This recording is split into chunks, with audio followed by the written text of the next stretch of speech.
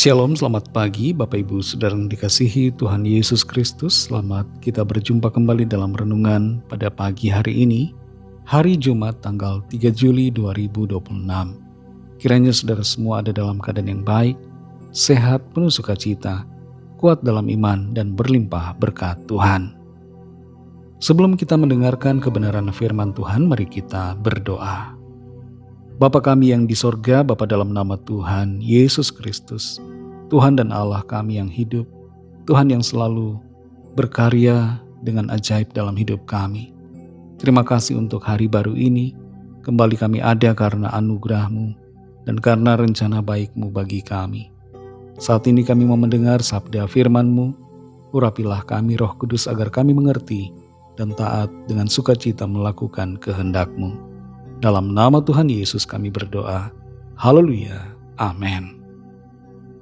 Saudara yang dikasihi Tuhan, ayat firman Tuhan saat ini terdapat dalam Injil Matius pasal 8 ayat 11-12.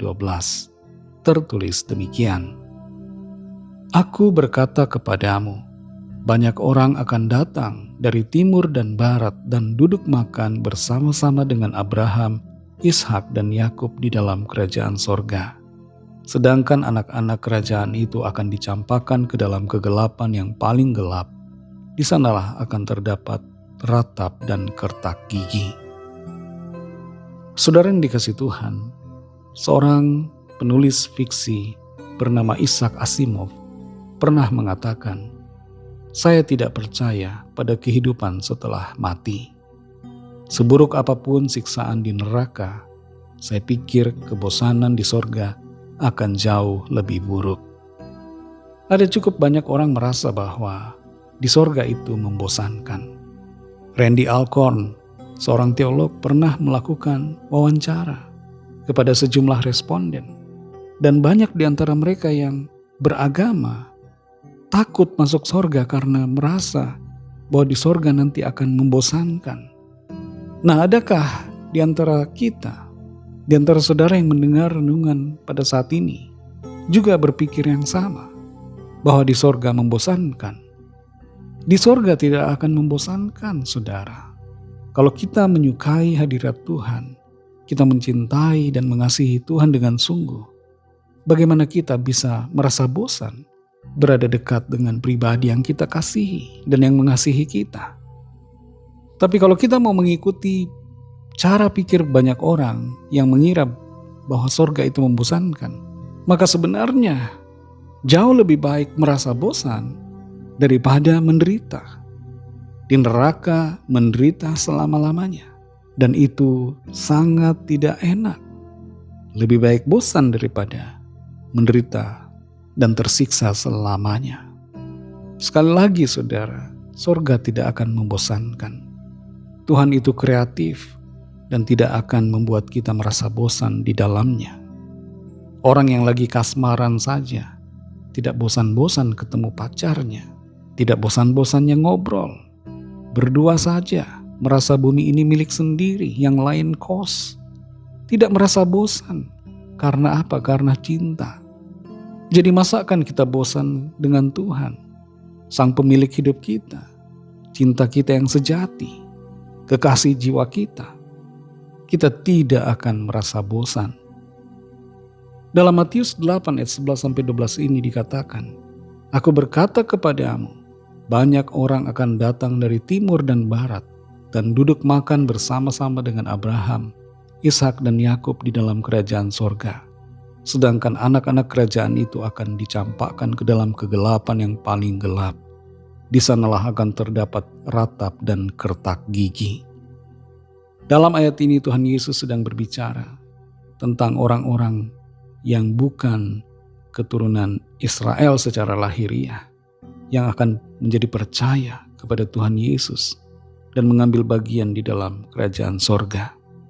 Sementara sebaliknya, orang-orang yang secara lahiriah adalah keturunan Abraham, tapi tidak mau menerima Tuhan Yesus, dan juga semua orang yang tidak mau percaya kepada Kristus, mereka semua akan dicampakkan ke dalam neraka, di mana di sana ada penderitaan selama-lamanya. Siapa di antara saudara yang ingin menderita dan tersiksa seterusnya selama-lamanya. Pilih mana saudara? Kalau saudara boleh memilih, pilih bosan atau pilih menderita dalam hukuman yang tidak ada hentinya. Jawaban yang jujur atas pertanyaan ini adalah lebih baik bosan daripada menderita. Tapi ada kabar baik saudara. Di sorga kita tidak akan merasa bosan. Sekali lagi saudara, kita tidak akan merasa bosan di sorga dalam hadirat Tuhan. Roh Kudus akan menolong saudara dan saya untuk semakin mengerti akan kebenaran firman Tuhan dan hidup dalam kehendak-Nya setiap hari. Mari kita berdoa. Terima kasih Tuhan Yesus, kami bersyukur untuk firman-Mu yang sudah kami dengar, yang kembali meneguhkan hati kami, memberikan sukacita, pengertian yang dalam akan firman dan akan kehendak-Mu. Kami mengerti Tuhan, kami tidak akan bosan dalam sorga. Kami justru akan dipenuhi sukacita, kebahagiaan sejati di dalam Tuhan, dalam hadirat-Mu yang penuh damai sejahtera. Terima kasih untuk firman-Mu. Pimpinlah kami Tuhan di sepanjang hari ini, dalam segala tugas aktivitas kami. Sertai kami agar kami berkemenangan dalam segala perkara. Kami berdoa mohon lawatan Tuhan, yang sakit disembuhkan, yang lemah dikuatkan, yang susah dihiburkan, yang putus asa diberi semangat baru, dan yang sedang dalam pergumulan persoalan diberikan jalan keluar. Kami serahkan semua ke dalam tangan kasih-Mu. Dalam nama Tuhan Yesus Kristus kami sudah berdoa dan mengucap syukur. Haleluya. Bersama-sama kita berdoa doa Bapa kami. Bapa kami yang di sorga, dikuduskanlah nama-Mu, datanglah kerajaan-Mu, jadilah kehendak-Mu di bumi seperti di sorga.